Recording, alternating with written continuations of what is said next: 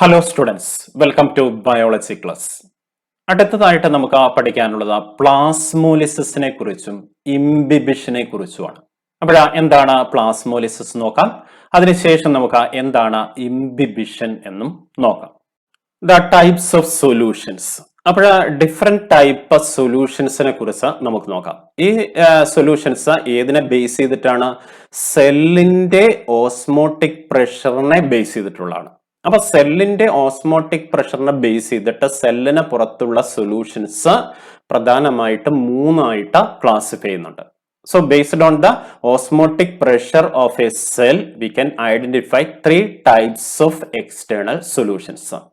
അപ്പൊ സെല്ലിന് അകത്തേക്കും പുറത്തേക്കുമുള്ള വാട്ടറിന്റെ മൂവ്മെന്റ് ഈ സൊല്യൂഷനെ ബേസ് ചെയ്തിരിക്കും. ഏത് ടൈപ്പ് സൊല്യൂഷൻ ആണ് അല്ലെ, ആ സൊല്യൂഷന്റെ കോൺസെൻട്രേഷൻ എങ്ങനെയാണ്, ഇതിനെ ബേസ് ചെയ്തിരിക്കും സെല്ലിന് അകത്തേക്കും പുറത്തേക്കുമുള്ള വാട്ടറിന്റെ മൂവ്മെന്റ്. ഏതൊക്കെയാണ് ഈ മൂന്ന് ടൈപ്പ് സൊല്യൂഷൻസ് എന്ന് നമുക്ക് നോക്കാം. First, that is hypertonic solution. Second, isotonic solution. Third, hypotonic solution. ഇങ്ങനെ മൂന്ന് ടൈപ്പ് സൊല്യൂഷൻസ് ആണ് സെല്ലിന് പുറത്ത് നമുക്ക് കാണാൻ പറ്റുക. ഇത് സെല്ലിന്റെ സൈറ്റോപ്ലാസത്തിലുള്ള ഓസ്മോട്ടിക് പ്രഷർ ബേസ് ചെയ്തിട്ടാണ്, അല്ലെങ്കിൽ വാട്ടർ പൊട്ടൻഷ്യൽ ബേസ് ചെയ്തിട്ടാണ്, അല്ലെങ്കിൽ കോൺസെൻട്രേഷൻ ബേസ് ചെയ്തിട്ടാണ്. അപ്പോൾ ഇതിനെ ബേസ് ചെയ്തിട്ടാണ് വാട്ടറിന്റെ മൂവ്മെന്റ് നടക്കുന്നത്. ഈ മൂന്ന് ടൈപ്പ് സൊല്യൂഷൻസ് നമുക്ക് നോക്കാം. First, hypertonic solution. If the concentration of the external solution is greater than the concentration in cytoplasm, it is known as hypertonic solution. സെല്ലിന്റെ സൈറ്റോപ്ലാസത്തിലുള്ള സൊല്യൂഷന്റെ കോൺസെൻട്രേഷനേക്കാൾ കൂടുതൽ എവിടെയുണ്ടായിരിക്കും കോൺസെൻട്രേഷൻ? ഈ എക്സ്റ്റേണൽ സൊല്യൂഷനിൽ ഉണ്ടായിരിക്കും. സെല്ലിന്റെ പുറമെയുള്ള സൊല്യൂഷന്റെ കോൺസെൻട്രേഷൻ ഹൈ ആണ് അല്ലേ, അത് ഹൈ കോൺസെൻട്രേറ്റഡ് സൊല്യൂഷൻ ആണ്. ഏതിനേക്കാൾ? സൈറ്റോപ്ലാസത്തിലുള്ള അല്ലേ സൊല്യൂഷന്റെ കോൺസെൻട്രേഷനേക്കാൾ. നമുക്കറിയാം സൈറ്റോപ്ലാസത്തിൽ വാട്ടർ ഉണ്ട്, അതിൽ പല മോളിക്യൂൾസും അല്ലെ പല സബ്സ്റ്റൻസസും ഡിസോൾവ് ചെയ്ത് നിൽക്കുന്നതാണ്. അതൊരു സൊല്യൂഷൻ ആണ്. സൈറ്റോപ്ലാസത്തിന്റെ സൊല്യൂഷനേക്കാൾ കോൺസെൻട്രേറ്റഡ് ആയിട്ടുള്ള സൊല്യൂഷൻ ആയിരിക്കും എവിടെ? ഈ പറയുന്ന എക്സ്റ്റേണൽ സൊല്യൂഷനിൽ ഉണ്ടായിരിക്കുക. ഇവിടെ നമ്മൾ കോൺസെൻട്രേഷൻ പറയുന്നത് അല്ലേ സൊല്യൂട്ട് കോൺസെൻട്രേഷൻ ആണ്. കൂടുതൽ സൊല്യൂട്ട്സ് എവിടെയായിരിക്കും? ഈ പറയുന്ന എക്സ്റ്റേണൽ സൊല്യൂഷനിലായിരിക്കും. അതിനേക്കാൾ എവിടെ കുറവായിരിക്കും? ഈ പറയുന്ന സൈറ്റോപ്ലാസത്തിലുള്ള സൊല്യൂഷനിൽ അല്ലേ കുറവായിരിക്കും. ഇങ്ങനെയാണെങ്കിൽ എന്ത് സംഭവിക്കും?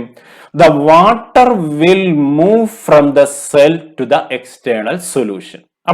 വാട്ടർ എന്ത് ചെയ്യും? സെല്ലിൽ നിന്ന് പുറമേക്ക് പോകും അല്ലെ. ഈ സെല്ലിൽ നിന്ന് പുറമേക്ക് പോകാനുള്ള കാരണം എന്താണ്? സെല്ലിലുള്ള വാട്ടറിന്റെ കോൺസെൻട്രേഷൻ കൂടുതലാണ് ഏതിനേക്കാൾ? പുറമേയുള്ള സൊല്യൂഷനിലുള്ള വാട്ടറിന്റെ കോൺസെൻട്രേഷനേക്കാൾ. അതുകൊണ്ട് ഓസ്മോസിസ് നടക്കുക എങ്ങനെയാണ്? ഹയർ വാട്ടർ പൊട്ടൻഷ്യൽ നിന്ന് ലോവർ വാട്ടർ പൊട്ടൻഷ്യലിലേക്കാണ്, അല്ലെങ്കിൽ വാട്ടറിന്റെ ഹൈ കോൺസെൻട്രേഷൻ നിന്ന് ലോ കോൺസെൻട്രേഷനിലേക്കാണ്. സെല്ലില് വാട്ടറിന്റെ കോൺസെൻട്രേഷൻ കൂടുതലായതുകൊണ്ട് വാട്ടർ സെല്ലിൽ നിന്ന് പുറമേക്ക് പോകുന്നു. So this is exosmosis. ഇതെന്താണ്? എക്സോസ്മോസിസ് ആണ്. അതോടൊപ്പം സെല്ല് എന്ത് ചെയ്യുന്നു? ഷ്രിങ്ക് ചെയ്യുന്നു. സെല്ല് അല്ലെ ചുരുങ്ങുകയും ചെയ്യും. കാരണം എന്താണ്? സെല്ലിലുള്ള വാട്ടർ അല്ലെ പുറമേക്ക് നഷ്ടപ്പെടുന്നത് കൊണ്ടാണ്. So the shrinkage of protoplasm when the cell is placed in hypertonic solution is plasmolysis. സെല്ലിനെ ഒരു ഹൈപ്പർടോണിക് സൊല്യൂഷനിൽ ഇട്ടുവെച്ചാൽ സെല്ലിലുള്ള വാട്ടർ പുറമേക്ക് നഷ്ടപ്പെടുകയും അല്ലെ സെല്ലിന്റെ പ്രോട്ടോപ്ലാസം ഷ്രിങ്ക് ചെയ്യുകയും ചെയ്യുന്നു, അല്ലെങ്കിൽ ചുരുങ്ങുകയും ചെയ്യുന്നു. ഈ പ്രോസസ്സിനെയാണ് നമ്മൾ എന്ത് പറയുന്നത്? പ്ലാസ്മോലിസിസ് എന്ന് പറയുന്നത്. നമുക്കറിയാം പ്ലാസ്മോലിസിസിൽ എന്ത് നടക്കുന്നു? എക്സോസ്മോസിസ് നടക്കുന്നു അല്ലെ. സെല്ലിലുള്ള വാട്ടർ പുറമേക്ക് നഷ്ടപ്പെടുന്നു. അതുകൊണ്ടാണ് എന്ത് സംഭവിക്കുന്നത്? പ്രോട്ടോപ്ലാസം ചുരുങ്ങുന്നത് അല്ലേ. പ്രോട്ടോപ്ലാസം ഷ്രിങ്ക് ചെയ്യുന്നതിന് കാരണം സെല്ലുള്ള വാട്ടർ പുറമേക്ക് നഷ്ടപ്പെടുന്നത് കൊണ്ടാണ്. ഈ ചിത്രത്തിൽ നിങ്ങൾക്ക് പ്ലാസ്മലൈസ്ഡ് സെൽസ് കാണും. സെല്ലിന്റെ പ്രോട്ടോപ്ലാസം അല്ലേ ചുരുങ്ങിയിരിക്കുന്നത് കാണും. എന്താണ് പ്ലാസ്മോലിസിസ് എന്ന് പഠിച്ചു കഴിഞ്ഞു. ഇനി ഈ പ്ലാസ്മോലിസിസിനെ ബേസ് ചെയ്ത് നമുക്ക് ഈ ഒരു ക്വസ്റ്റ്യൻ ഒന്ന് നോക്കാം. Water occupies in the space between the cell wall and the shrunken protoplast in the plasmolized cell. അപ്പോൾ പ്ലാസ്മലൈസ്ഡ് സെല്ലിന്റെ ഈ സെൽ മെംബ്രെയിനും സെൽ വാളിനും ഇടയ്ക്കുള്ള സ്പേസിൽ അല്ലെ ഈ റീജിയണിൽ എന്തായിരിക്കും ഉണ്ടാവുക എന്നാണ് ചോദ്യം. അവിടെ നമ്മൾ നേരത്തെ പഠിക്കുന്നതാണ്, സെല്ലിന്റെ സ്ട്രക്ചർ പഠിക്കുമ്പോഴൊക്കെ പഠിക്കുന്നതാണ്. പ്ലാന്റ് സെല്ലിന്റെ സെൽ വാളിന് ഉള്ളിലാണ് എന്തുള്ളത്? സെൽ മെംബ്രെയിൻ ഉള്ളത്. ഈ സെൽ വാള് എന്തുകൊണ്ട് ഉണ്ടാക്കിയതാണ്? സെല്ലുലോസ് കൊണ്ട് ഉണ്ടാക്കിയതാണ്. ഇത് എന്താണ്? പെർമിയബിൾ ആണ് എന്നും നമ്മൾ പഠിക്കുന്നതാണ്. It is permeable. അത് വാട്ടറിന് പെർമിയബിൾ ആണ്, സൊല്യൂട്ടിനും പെർമിയബിൾ ആണ്. ഇനി സെൽ മെംബ്രെയിനോ? ഈ പ്രോട്ടോപ്ലാസ്റ്റിനെ അല്ലെ ഈ പ്രോട്ടോപ്ലാസ്റ്റിലുള്ള സൈറ്റോപ്ലാസ്റ്റിനെ കവർ ചെയ്തിരിക്കുന്ന സെൽ മെംബ്രെയിൻ എന്താണ്? സെലക്റ്റീവ്ലി പെർമിയബിൾ ആണ് അല്ലെ, അല്ലെങ്കിൽ ഡിഫറൻഷ്യലി പെർമിയബിൾ ആണ്. അതിലൂടെ എല്ലാ സബ്സ്റ്റൻസസ് ഒന്നും കടന്നു പോകില്ല. അവിടെ നമ്മൾ ഹൈപ്പർടോണിക് സൊല്യൂഷനിൽ ഇട്ട് വെച്ചാൽ എന്ത് സംഭവിക്കും? ഈ സൊല്യൂഷൻ സെൽവാള് കടന്നു പോകും, സെൽവാളിനുള്ളിലേക്ക് പ്രവേശിക്കും. കാരണം എന്താ? സെൽവാള് പെർമിയബിൾ ആണ്. അപ്പോഴേ പ്ലാസ്മോലിസിസ് നടക്കുമ്പോൾ എന്ത് സംഭവിക്കും? സൈറ്റോപ്ലാസ്റ്റിലുള്ള വാട്ടർ അല്ലെ ഈ ഹൈപ്പർടോണിക് സൊല്യൂഷനിലേക്ക് വരും. അപ്പോഴ് ഈ സെൽ മെംബ്രെയിനും സെൽ വാളിനും ഇടക്ക് എന്തായിരിക്കും? ഈ ഹൈപ്പർടോണിക് സൊല്യൂഷൻ ആയിരിക്കും. അപ്പോഴ് പ്ലാസ്മലൈസ്ഡ് സെല്ലിന്റെ സെൽ വാളിനും സെൽ മെംബ്രെയിനിലും ഇടയിൽ ഉണ്ടാവുക ഹൈപ്പർടോണിക് സൊല്യൂഷൻ ആണ്. ഇനി അടുത്ത ചോദ്യം, പ്ലാസ്മോലിസിസ് റിവേഴ്സിബിൾ ആണ്. Yes, the plasmolysis is reversible. അപ്പൊ പ്ലാസ്മലൈസ്ഡ് സെല്ലിനെ വീണ്ടും എന്താക്കാം? പഴയ അവസ്ഥയിലേക്ക് മാറ്റാം. അപ്പൊ പ്ലാസ്മോലിസിസ് നടക്കുന്നത് സെല്ല് ഹൈപ്പർടോണിക് സൊല്യൂഷനിൽ ഇടുമ്പോഴാണ്. അപ്പോഴാണ് സെല്ലിനകത്തുള്ള വാട്ടർ പുറമേക്ക് പോകുന്നതും അല്ലെ സെല്ല് പ്ലാസ്മോലിസിസിന് വിധേയമാവുന്നു. ഈ സെല്ലിനെ നമ്മൾ പ്യുവർ വാട്ടറിലോ അല്ലെങ്കിൽ ഹൈപ്പോട്ടോണിക് സൊല്യൂഷനിലോ ഇടുന്നു വിചാരിക്കുക. എന്ത് സംഭവിക്കും? വാട്ടർ തിരികെ സെല്ലിലേക്ക് എൻട്രി ചെയ്യും. അതായത് എന്ത് നടക്കുന്നു എന്നർത്ഥം? ഡീപ്ലാസ്മോലിസിസ് നടക്കുന്നു. കാരണം എന്താണ്? പുറമെയുള്ള വാട്ടറിന്റെ കോൺസെൻട്രേഷൻ കൂടുതലാണ് അല്ലെ, ഉള്ളിലുള്ള വാട്ടറിന്റെ കോൺസെൻട്രേഷൻ കുറവാണ്. അപ്പോൾ സെല്ലിനകത്തേക്ക് വാട്ടർ എൻട്രി ചെയ്യും.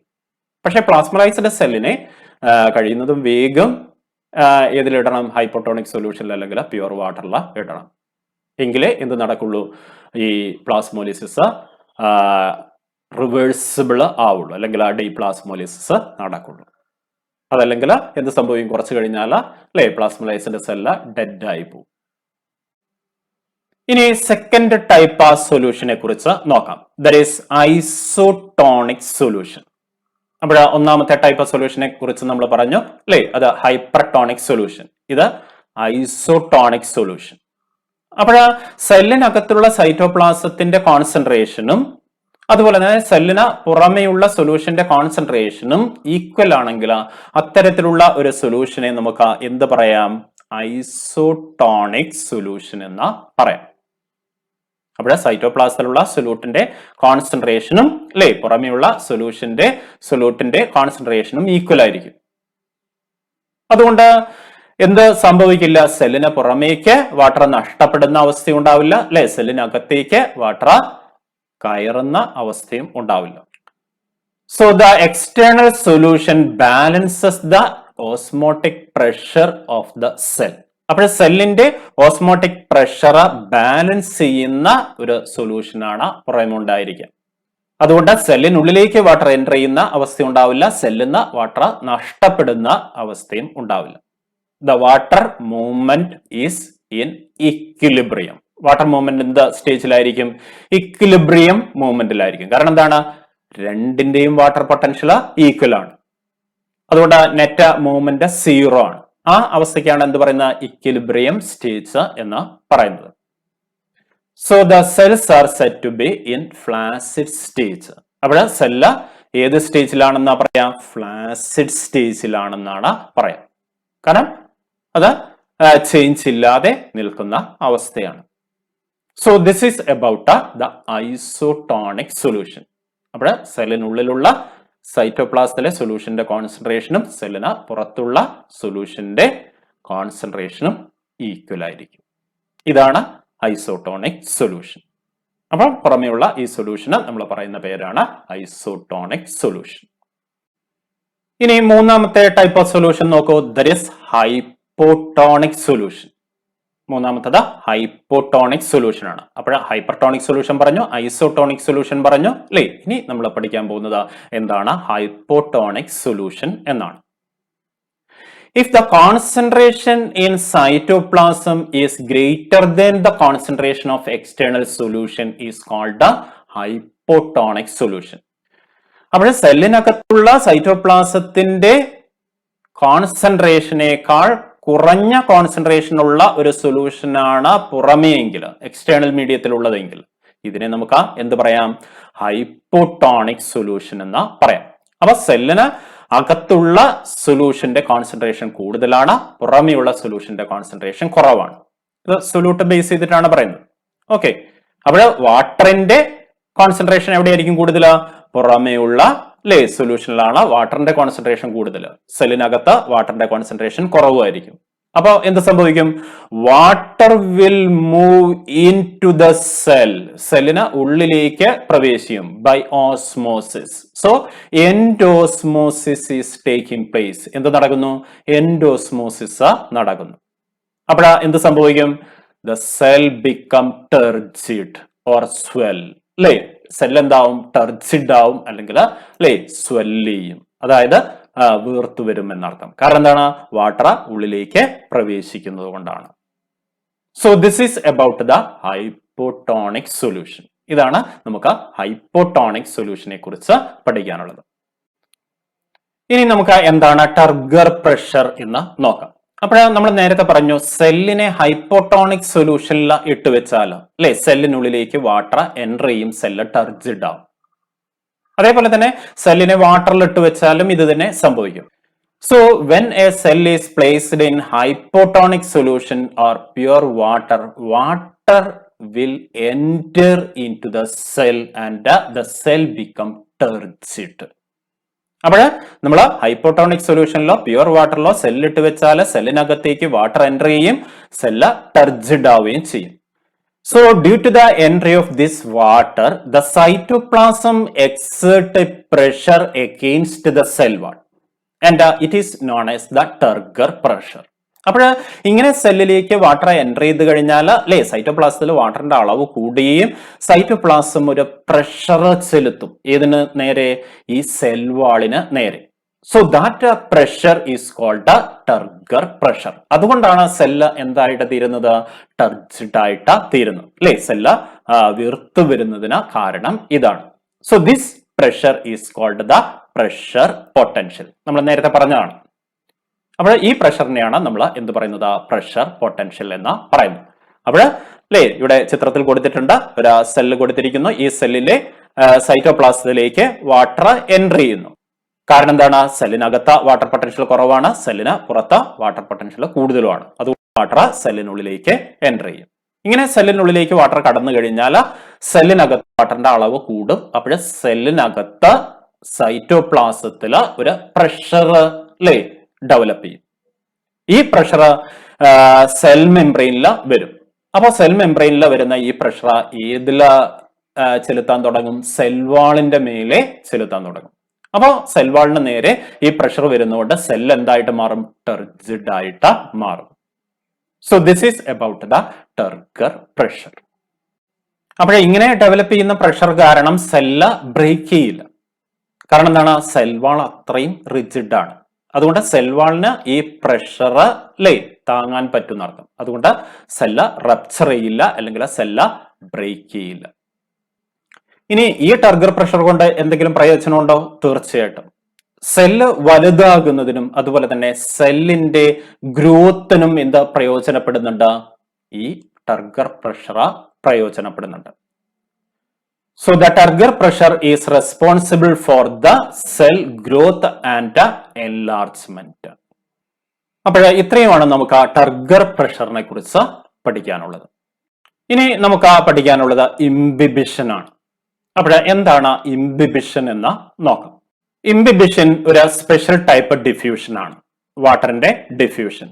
അപ്പോൾ ചില colloids, solid colloids water absorb ചെയ്യുന്ന പ്രോസസ്സാണ് imbibition.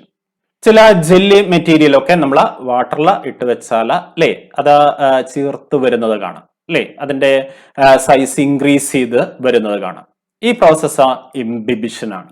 So imbibition is the special type of diffusion by which some solid colloids absorb water and increase its volume. അപ്പോൾ ചില കൊളോയിഡൽ സബ്സ്റ്റൻസസ് അല്ലെ വാട്ടറിനെ അബ്സോർബ് ചെയ്ത് അതിന്റെ വോളിയം ഇൻക്രീസ് ചെയ്യുന്ന പ്രോസസ്സാണ് എന്തെന്ന് പറയുന്നത് ഇംബിബിഷൻ എന്ന് പറയുന്നത്. ഇനി ഇംബിബിഷൻ എങ്ങനെയാണ് നടക്കുക? വാട്ടർ കൂടുതൽ ഉള്ളിടത്തുനിന്ന് വാട്ടർ കുറഞ്ഞിടത്തേക്കാണ്. അതായത് ഡ്രൈ ആയിട്ടുള്ള മെറ്റീരിയൽസ് ആണ് ഇങ്ങനെ വാട്ടറിനെ അബ്സോർബ് ചെയ്യുന്നത്. അപ്പോൾ ഒരു കോൺസെൻട്രേഷൻ ഗ്രേഡിയന്റ് എന്തിനുണ്ടായിരിക്കും? ഇംബിബിഷൻ ഉണ്ടായിരിക്കും. അതായത് ഹയർ കോൺസെൻട്രേഷൻ വാട്ടർ ലോവർ കോൺസെൻട്രേഷനിലേക്ക് വരുന്നു. So imbibition is along A concentration gradient. അപ്പോൾ കോൺസെൻട്രേഷൻ ഗ്രേഡിയന്റിന് അനുസരിച്ചായിരിക്കും എന്ത് നടക്കുന്നത്? ഇംബിബിഷൻ നടക്കുന്നത്. അപ്പോൾ ഇവിടെ ചിത്രത്തിൽ കൊടുത്തിട്ടുണ്ട് അല്ലേ, കുറച്ച് കടല എന്ത് ചെയ്തിരിക്കുന്നു? വെള്ളത്തിലിട്ട് വെച്ചിരിക്കുന്നു. വെള്ളത്തിലിട്ട് വെച്ചാൽ കുറച്ച് സമയം കഴിഞ്ഞുണ്ടെങ്കിൽ അല്ലേ കടലയുടെ സൈസ് ഇൻക്രീസ് ചെയ്ത് വരുന്നത് കാണാം. കാരണം എന്താണ്? കടല എന്ത് ചെയ്യും? വാട്ടർ അബ്സോർബ് ചെയ്യും. അപ്പൊ കടല എന്താണ്? ഒരു സീഡാണ്. ഈ സീഡ് വാട്ടർ അബ്സോർബ് ചെയ്യുന്നത് കാണാം. അപ്പോൾ എന്തുകൊണ്ടാണ് ഈ സീഡ് വാട്ടർ അബ്സോർബ് ചെയ്യുന്നത്? ഇതിലെ സീഡ് കോട്ട് വളരെ ഡ്രൈ ആണ് അല്ലേ, അതിലെ വാട്ടർ കണ്ടന്റ് വളരെയധികം കുറവാണ്. അപ്പൊ പുറമേയുള്ള വാട്ടർ വളരെ ഈസി ആയിട്ട് സീഡ് അബ്സോർബ് ചെയ്തെടുക്കും. അപ്പൊ സീഡ് കോട്ട ഈ രീതിയിൽ വാട്ടർ എളുപ്പം അല്ലേ അബ്സോർബ് ചെയ്യുന്നത് ഏത് പ്രോസസ്സിലൂടെയാണ്? ഇംബിബിഷനിലൂടെയാണ്. ഇംബിബിഷനിൽ യഥാർത്ഥത്തിൽ വാട്ടറിന്റെ അബ്സോർപ്ഷൻ അല്ല നടക്കുന്നത്, അതിന്റെ എഡ്സോർപ്ഷൻ ആണ്. എന്താണ് ഈ അബ്സോർപ്ഷനും എഡ്സോർപ്ഷനും തമ്മിലുള്ള വ്യത്യാസം? അപ്പൊ ഒരു മെറ്റീരിയലിന്റെ ഉള്ളിലേക്ക് വാട്ടർ അബ്സോർബ് ചെയ്യുന്നതാണ് അബ്സോർപ്ഷൻ. ഇത് അതിന്റെ ഇന്റർമോളിക്കുലർ സ്പേസിന് ഇടയിലാണ് എന്താ അബ്സോർബ് ചെയ്യപ്പെടുന്നത്? വാട്ടർ അബ്സോർബ് ചെയ്യുന്നത്. അതിനെയാണ് എഡ്സോർപ്ഷൻ എന്ന് പറയുന്നത്. അപ്പൊ വാട്ടറിന്റെ എഡ്സോർപ്ഷൻ ആണ് ഇതിൽ നടക്കുന്നത്. ഇനി ഇംബിബിഷന്റെ ചില ഫീച്ചേഴ്സ് നമുക്ക് നോക്കാം. അപ്പോൾ ഇംബിബിഷൻ നടക്കണമെങ്കിൽ ഇംബൈബ് ചെയ്യുന്ന മെറ്റീരിയലും അല്ലെ എഡ്സോർബന്റ്, ആ എഡ്സോർബന്റും ഏത് ലിക്വിഡ് ആണോ അബ്സോർബ് ചെയ്യുന്നത് ആ ലിക്വിഡും തമ്മിൽ ഒരു അഫിനിറ്റി ഉണ്ടായിരിക്കണം. അപ്പോൾ ഉദാഹരണത്തിന് നമ്മൾ കടല വെള്ളത്തിലിട്ട് വെക്കുന്നു വിചാരിക്കാം. അപ്പൊ കടല വെള്ളത്തിലിട്ട് വെക്കുന്നുണ്ടെങ്കിൽ വെള്ളം എന്താ അബ്സോർബ് ചെയ്യും? കടലയുടെ അല്ലെ മെറ്റീരിയൽസ് സബ്സ്റ്റൻസസ് അബ്സോർബ് ചെയ്യും. അതിന്റെ സീഡ് കോട്ടും സീഡിനുള്ളിലുള്ള ഭാഗവും ഒക്കെ വാട്ടർ അബ്സോർബ് ചെയ്യും. അതേസമയം നമ്മൾ കടല ഓയിലാണ് ഇട്ട് വെക്കുന്നെങ്കിലോ ഓയിൽ അബ്സോർബ് ചെയ്യില്ല. കാരണം എന്താണ്? കടലയിലുള്ള അല്ലെ അബ്സോർബന്റും ആ ഓയിൽ ആ ലിക്വിഡും തമ്മിൽ എന്തില്ല? അഫിനിറ്റി ഇല്ല. അപ്പോൾ ഈ ലിക്വിഡും അബ്സോർബന്റും തമ്മിൽ ഒരു അഫിനിറ്റി ഉണ്ടെങ്കിൽ മാത്രമേ ഉള്ളൂ എന്ത് നടക്കുള്ളൂ? ഇംബിബിഷൻ നടക്കുള്ളൂ. So affinity is required between the adsorbent and the liquid that is absorbing. ഇത് എന്തിനാ അത്യാവശ്യമാണ്? ഇംബിബിഷൻ നടക്കുന്നതിന് അത്യാവശ്യമാണ്. ഇനി അടുത്തതായിട്ട് എന്താണ്? വാട്ടർ പൊട്ടൻഷ്യൽ ഗ്രേഡിയന്റ് ഉണ്ടായിരിക്കണം അല്ലേ. വാട്ടർ എപ്പോഴും എങ്ങനെയാ മൂവ് ചെയ്യുന്ന? വാട്ടർ അതിന്റെ ഹയർ വാട്ടർ പൊട്ടൻഷ്യൽ നിന്ന് ലോവർ വാട്ടർ പൊട്ടൻഷ്യലിലേക്കാണ്. അപ്പോൾ നമ്മൾ ഈ പറയുന്ന സീഡ്സിലെ വാട്ടറിന്റെ കണ്ടന്റ് വളരെയധികം കുറവാണ്. അതുകൊണ്ട് സീഡ്സ് വെള്ളത്തിലിട്ട് വെച്ചാൽ അല്ലേ വെള്ളത്തിന്റെ വാട്ടർ പൊട്ടൻഷ്യൽ കൂടുതലായതുകൊണ്ട് അത് സീഡിലേക്ക് പ്രവേശിക്കും. അപ്പോൾ ഇങ്ങനെ ഒരു കോൺസെൻട്രേഷൻ ഗ്രേഡിയന്റ് ഉണ്ടെങ്കിൽ മാത്രമേ ഉള്ളൂ എന്ത് നടക്കുള്ളൂ? ഇംബിബിഷൻ നടക്കുള്ളൂ. So A concentration gradient is required for the imbibition process. അപ്പോൾ ഇംബിബിഷൻ പ്രോസസ്സിന് കോൺസെൻട്രേഷൻ ഗ്രേഡിയന്റ് ആവശ്യമാണെന്ന് കാണും. ഇനി ഇംബിബിഷന്റെ ചില എക്സാമ്പിൾസ് നമുക്ക് നോക്കാം. അപ്പം നമുക്ക് ചുറ്റും ചില എക്സാമ്പിൾസ് ഇംബിബിഷന് കാണാവുന്നതാണ്. അതിൽ ഒന്നാണ് ഉണങ്ങിയ മരം അല്ലെ, അത് വാട്ടർ അബ്സോർബ് ചെയ്ത അതിന്റെ വോളിയം ഇൻക്രീസ് ചെയ്യുന്നു അല്ലെങ്കിൽ അത് ചേർത്ത് വരുന്നു.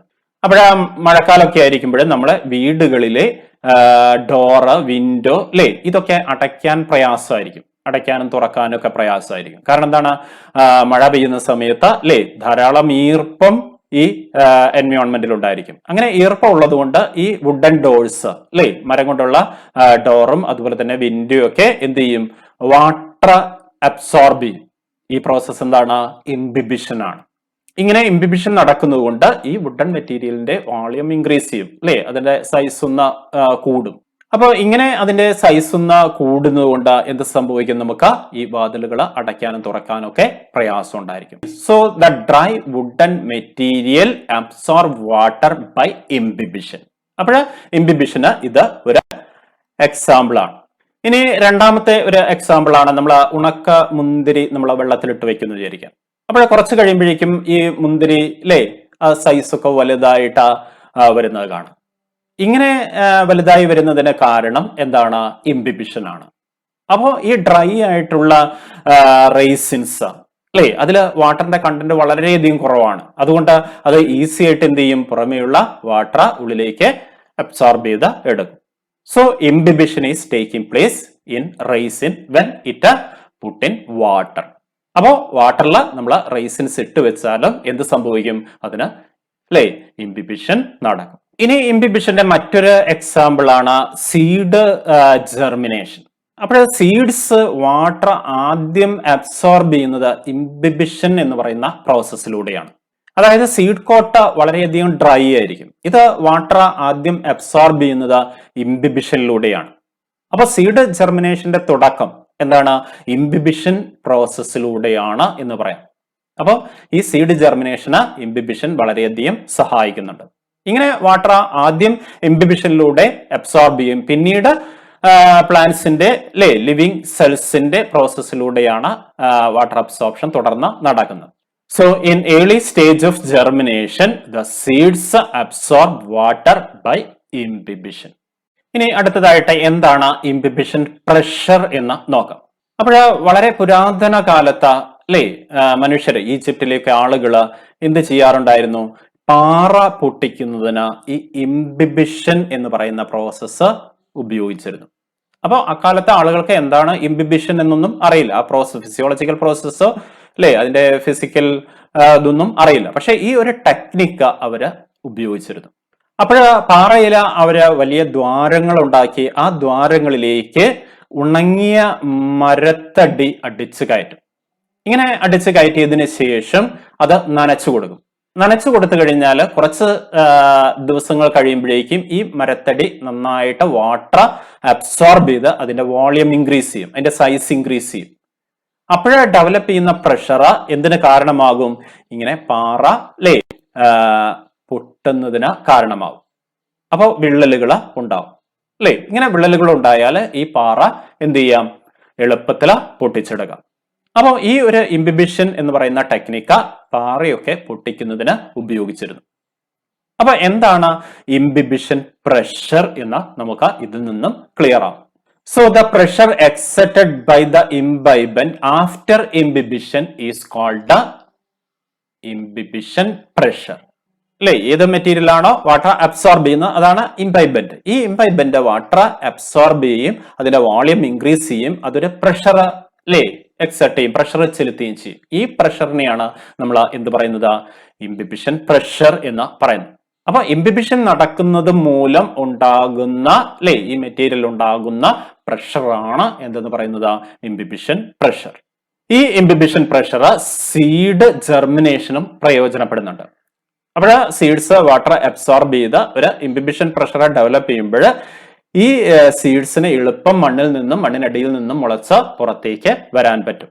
കാരണം എന്താണ്? സീഡ്സ് ഒരു പ്രഷർ ഈ സോയിലിൽ എക്സർട്ട് ചെയ്യും. അതുകൊണ്ട് ഈ സീഡിലിങ്ങനെ ഈ തൈച്ചെടിക്ക് മണ്ണിനടിയിൽ നിന്ന് പുറത്തേക്ക് എളുപ്പത്തിൽ വരാനും പറ്റും. So this is about the imbibition pressure. അപ്പോൾ ഇത്രയുമാണ് നമുക്ക് ഇംബിബിഷനെ കുറിച്ച് പഠിക്കാനുള്ളത്. അപ്പോൾ ഇംബിബിഷൻ നിങ്ങൾക്ക് മനസ്സിലായെന്ന് വിചാരിക്കുന്നു. അപ്പോൾ നമ്മൾ പ്ലാസ്മോലിസിസ് കംപ്ലീറ്റ് ചെയ്തു. പ്ലാസ്മോലിസിസും അതിനുശേഷം നമ്മൾ ഇംബിബിഷനും കംപ്ലീറ്റ് ചെയ്തു. അപ്പോൾ രണ്ട് ടോപ്പിക്കും നിങ്ങൾക്ക് മനസ്സിലായെന്ന് വിചാരിക്കുന്നു. Okay, thank you.